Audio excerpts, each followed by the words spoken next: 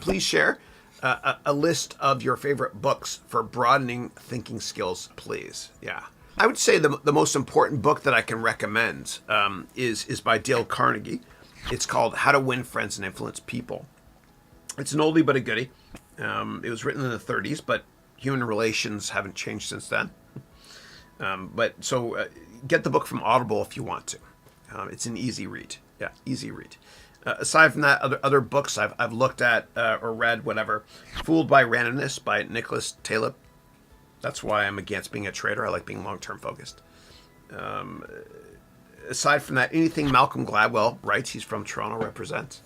My favorite Malcolm Gladwell book is called David and Goliath. It's not a religious thing, but it basically stipulates that those that have been told there's something wrong with them when they're younger, they end up being way more successful than other people. And the reason is because there's a chip on their shoulder, maybe, and they just work much, much harder. And I love the title, David being Goliath. It's the best. And so for me, when I was very insecure.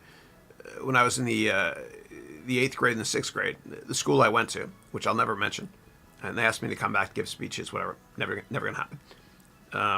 They wanted to fail me in the 6th and the 8th grade. And cause my grades were awful.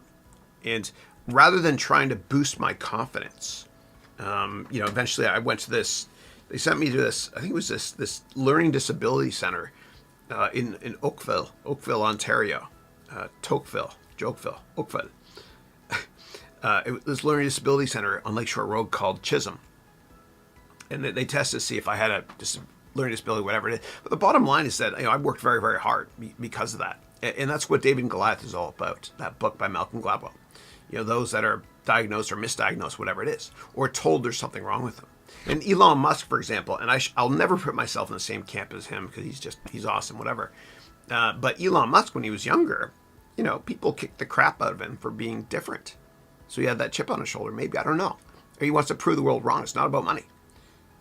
A lot of successful people, that's happened to them.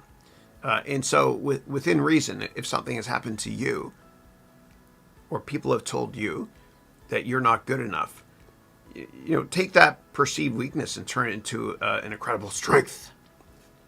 And as Les Brown famously said, someone else's opinion of you does not have to become your reality. And as you get more and more successful, you're going to find more people are going to criticize you. And you got to be bulletproof and have Teflon.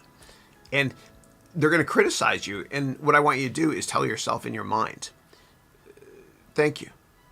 Because unjustified criticism is nothing more than a disguised compliment. And if you're not getting criticized, you're not successful. And you are going to get criticized a hell of a lot more. And just feel sorry for those people criticizing you that they're insecure. And thank them in your mind. Because again, unjustified criticism is nothing more than a disguised compliment. Yeah.